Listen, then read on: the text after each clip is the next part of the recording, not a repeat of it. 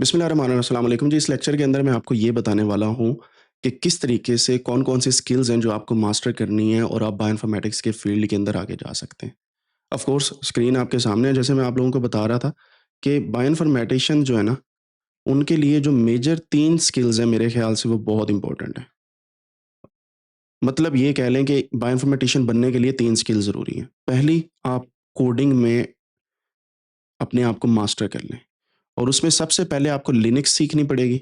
Linux आ गई तो Unix भी आ जाएगी, क्योंकि लिनक्स और यूनिक्स तकरीबन सेम कमांड की है। यूनिक्स का मतलब है मैकबुक का टर्मिनल, ठीक है? और मोस्ट ऑफ द बायोइन्फॉर्मेटिशियन वो लिनक्स के साथ यूनिक्स को भी यूज़ करते हैं, क्योंकि यूजुअली उनके पास मैकबुक होता है, ठीक है? तो मैकबुक के ऊपर टर्मिनल के अंदर कमांड्स जो हैं वो तकरीबन सिमिलर हैं जो लिनक्स की हैं, लेकिन यूनिक्स की उसे बोला जाता है। फिर दूसरी जो है वो आपको आर प्रोग्रामिंग आना ज़रूरी है, और मैं आर को हाइलाइट इस वजह से पहले कर रहा हूँ, क्योंकि आर प्रोग्रामिंग बहुत इंपॉर्टेंट है। इसके अंदर पूरा का पूरा बायो कंडक्टर का एक पैकेज पाइपलाइन है, जिसके थ्रू सारे के सारे एनालिसिस हो जाते हैं। आरएनए-सीक का एनालिसिस, मेटाजेनोमिक्स का एनालिसिस और बाकी एनालिसिस भी। और हम आर को भी मास्टर करेंगे। तीसरा जो है वो आपका है पाइथन, ठीक है? पाइथन क्यों ज़रूरी है आज के दौर के अंदर? क्योंकि मशीन लर्निंग और डीप लर्निंग बहुत एडवांस हो चुकी है, and Python is one of the most important languages to learn, अगर आप मशीन लर्निंग और डीप लर्निंग को अच्छे तरीके से मास्टर करना चाहते हैं। तो कोडिंग स्किल्स जो है वो पहली स्किल है। दूसरी जो स्किल है आपके लिए वो है डेटा मैनेजमेंट की। अच्छा, डेटा मैनेजमेंट की स्किल पता क्यों ज़रूरी है? जैसे मैंने आपको पहले बताया कि बायोइन्फॉर्मेटिशियंस के लिए डेटा बहुत इम्पोर्टेंट होता है। और ये वाला डेटा वो नहीं है कि एक्सेल की शीटें आपके पास आ गई और डेटा आ गया। ना, ना, ना, ना। आपके पास डिफरेंट फाइल फॉर्मेट्स आती हैं, और इतनी किस्म की फाइल फॉर्मेट्स हैं, मैं इंशाल्लाह आपको सारी की सारी सिखाने वाला हूँ, मोस्ट ऑफ देम मैं कहूँगा। एक है जैसे फास्ट क्यू फाइल है, ठीक है? इसको डॉट एफक्यू भी बोलते हैं। फिर एक आ जाता है आपके पास फास्टा फाइल, ठीक है? इसी को एफएनए भी बोल देते हैं, और इसी को न्यूक्लियोटाइड सीक्वेंस आ गई। फिर इसके बाद एफएए भी बोल देते हैं। तो समझ आई बात की। अब आपको नहीं पता कि ये कौन-कौन सी है, लेकिन जब आप एक एक्सपर्ट बायोइन्फॉर्मेटिशियन बनते हैं, आपको पता है कि ये फास्ट ऑफ न्यूक्लियोटाइड सीक्वेंसेस है। ये वाली fast of amino acid sequences है। समझ आई बात की? सो है दोनों फास्ट आई। सो इस तरीके से आपको डेटा मैनेजमेंट स्किल आनी चाहिए। आपको पता होना चाहिए कि वर्क फ्लो के अंदर मैंने जो सॉफ्टवेयर के थ्रू या लिनक्स के थ्रू जो अपनी वर्क डायरेक्टरी बनानी है, जिसके अंदर मैंने डायरेक्टरी का मतलब होता है फ़ोल्डर, जिसके अंदर मैंने सारा काम रखना है, तो मुझे फ़ोल्डर स्ट्रक्चर कैसे बनानी है कि पहला ये मैंने फ़ोल्डर बनाया, उसमें मेजर फ़ोल्डर ये है, फिर उसके अंदर अंदर अगला फ़ोल्डर, फिर इसके ये सब फ़ोल्डर्स आ गए। सो आपको पता होना चाहिए कि डेटा कैसे मैनेज करना है मैंने एनालिसिस के दौरान, ठीक है? इसमें एक और बड़ी एक कबाहत ये भी आ जाती है, जो लोग बायोइन्फॉर्मेटिशियन जो ज़ेर-ए-तमीर बायोइन्फॉर्मेटिशियंस हैं ना, वो कहते हैं, "भई जगह खत्म हो गई।" तो 70 जीबी, जैसे अभी सलीम भाई बता रहे थे कि 70 जीबी मेरे पास स्पेस है, मैं लिनक्स इंस्टॉल करूँगा, 30 वो ले गया, पीछे कितना बचा 40 जीबी। तो उनका पहला कंप्लेन क्या होती है उनकी कि जी I have no more space, space नहीं है मेरे पास। रीज़न क्या है? उनको ये नहीं पता कि वो इंटरमीडिएट फाइल्स को टर्न ऑफ कर सकते हैं। इंटरमीडिएट फाइल्स क्या होती हैं? ऐसी फाइल जो ट्रांज़िशन के दौरान है। फॉर एग्ज़ाम्पल आपने कोई आरएनए-सीक एनालिसिस करना है। आरएनए-सीक के डेटा से लेके फाइनल टेबल्स तक जितनी भी फाइल्स प्रोड्यूस होती हैं वो आपके सिस्टम में सेव होती हैं। अगर आप कोडिंग में मास्टर कर लेते हैं ना खुद को, तो आप ये वाली फाइल्स को साथ-साथ रिमूव कर सकते हैं कि I don't need these files. नहीं करेंगे ना तो क्या होता है, मैं आपको अपना एक्सपीरियंस बता देता हूँ। 300 जीबी, 400 जीबी स्पेस ले लेते हैं ये, और एट द एंड आपको चाहिए कितनी होती है? 4 जीबी या 5 जीबी, सिंपल। तो ये इंटरमीडिएट फाइल्स गेन कर जाती है। सो इस वजह से आपको पता होना चाहिए कि भई जब मैंने डेटा को मैनेज करना है तो कैसे मैनेज करना है, डेटा की आउटपुट क्या है, डेटा मैंने किस तरीके से लेके आना है, मेरे पास कौन-सी फाइल्स अवेलेबल हैं, उसको अंडरस्टैंड करना, ख़ास तौर पे मेटा डेटा को। ये एक मैं लफ्ज़ यहाँ पे लिख रहा हूँ, ये बहुत ज़्यादा इम्पोर्टेंट है, मेटा डेटा, ठीक है? मेटा डेटा क्या होता है? The data linked to the data, या the information about the data. जो डेटा आपके पास मौजूद है उसकी इन्फॉर्मेशन क्या है? इसकी एक एग्ज़ाम्पल मैं आपको दे देता हूँ मेटा डेटा की।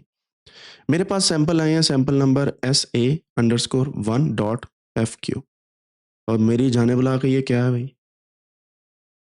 ऐसे ही है, ऐसे ही आते हैं ना आपके पास सैंपल। तो इसका बेहतरीन तरीका क्या है कि आपके पास मेटा डेटा की एक एक्सेल या कोई भी शीट होनी चाहिए। यूजुअली हम सीएसवी फाइल्स यूज़ करते हैं, लेकिन एक्सेल एक्सएक्स एसएक्स भी ठीक है।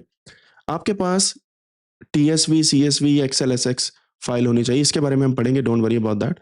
इसके अंदर आप टेबल के अंदर इन्फॉर्मेशन ये रख दें कि ये है सैंपल नेम, यहाँ पे आप लिखें सैंपल नेम SA-1, ठीक है?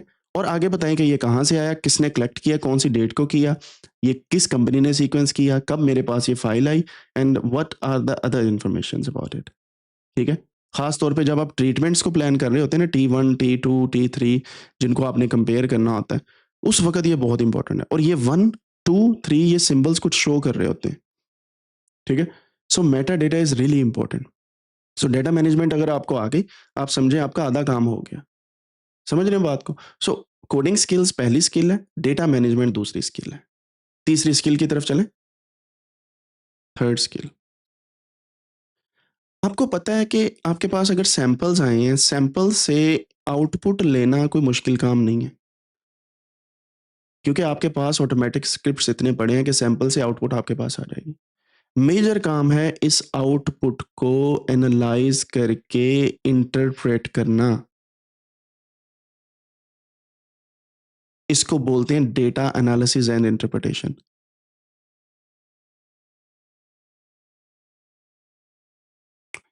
इंटरप्रिटेशन बहुत जरूरी है। इंटरप्रिटेशन, डेटा एनालिसिस आप कर लेते हैं, लेकिन साथ में इंटरप्रिटेशन जरूरी है, क्योंकि इंटरप्रिटेशन आपको बताएगी कि आपने जो एनालिसिस किया है इसकी आउटकम क्या है और उसको किस तरीके से आप प्रेजेंट कर पा रहे हैं। मिसाल के तौर पे मेरे पास दो सैंपल हैं, ए और बी है, और दोनों के मेरे पास दो दो रेप्लिकेट हैं, ठीक है? मैं इन दोनों को कंपेयर करना चाहता हूं इन दोनों से, ठीक है? यानी कि ए को मैं बी के साथ कंपेयर करना चाहता हूं, राइट? ठीक है? इसके लिए मेरे पास एक पाइपलाइन है, फॉर एग्जांपल रिडेम्पशन एक पाइपलाइन है, आपको ऐसे नाम सुनने को मिलेंगे, मैं जस्ट एग्जांपल दे रहा हूं। मैंने इस पाइपलाइन से इन सैंपल्स को गुजारा, एट द एंड मेरे पास आउटपुट टेबल आ गए।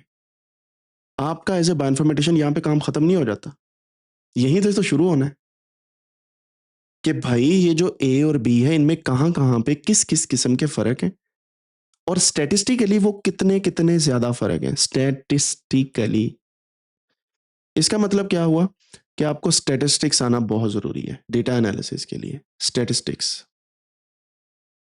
ठीक है? एंड बहुत ज़्यादा लोग यहाँ पे मार खा जाते हैं। उनको पी वैल्यू का ही नहीं पता होता, एफ वैल्यूज़ का नहीं पता होता, उन्हें यही नहीं पता थ्रेशोल्ड क्या है, कॉन्फिडेंस इंटरवल क्या है। तो वो क्या करते हैं, आउटपुट में से जो इर्रेलेवेंट डेटा है उसको कह देते हैं कि ये हमारा स्टार डेटा है। मतलब मैं इसकी मिसाल देता हूँ, एम ही कह देंगे मुंह उठा के कि ये फ़लाँ जीन तो बहुत एक्सप्रेस हो रही है, हालाँकि उन्हें ये नहीं पता कि वो स्टैटिस्टिकली सिग्निफिकेंट नहीं है, and we can not claim कि वो ज़्यादा एक्सप्रेस हो रही है। सो स्टैटिस्टिक्स बहुत अहम रोल प्ले करती है आपकी इंटरप्रिटेशन के अंदर। यानी कि जब आपने डेटा के बारे में बातें करनी है, यू नीड टू नो कि स्टैटिस्टिक्स क्या कह रही है, ठीक है? सो ये तीन चीजें आप अगर अपने माइंड में रख लें, एक है कोडिंग स्किल, दूसरी है डेटा मैनेजमेंट की, तीसरी है डेटा एनालिसिस एंड इंटरप्रिटेशन, क्योंकि सारा काम आपका डेटा से रिलेटेड है। सो मैं यहाँ पे तीन स्किल्स लिख देता हूँ। Skills number 1 coding, number 2 data management, and number 3 data analysis and interpretation.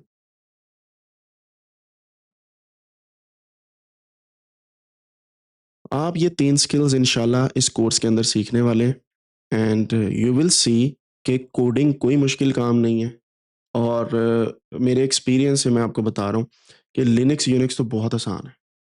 Linux बहुत आसान है, बैश लैंग्वेज बहुत आसान है जो हम यूज़ करने वाले हैं। थोड़ा सा डिफ़िकल्टीज़ आपको आर के अंदर आएंगी और पाइथन के अंदर आएंगी, लेकिन ऑफ कोर्स वो भी मैं आपको सिखा दूंगा। So don't worry about that.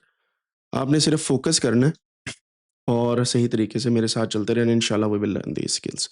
और ये स्किल्स जो हैं ये आपको एक प्रॉपर बायोइन्फॉर्मेटिशियन बना देंगी बहुत जल्द। उसकी रीज़न क्या है? ऑफ कोर्स ये स्किल्स हैं, आपके पास नॉलेज होना ज़रूरी है बायोलॉजी का, वो तो अंडरस्टैंडेबल बात है ना कि कोई बंदा बायोइन्फॉर्मेटिक्स तब भी करता है जिसको बायोलॉजी का थोड़ा बहुत इल्म हो। सो इस वजह से we will learn these skills.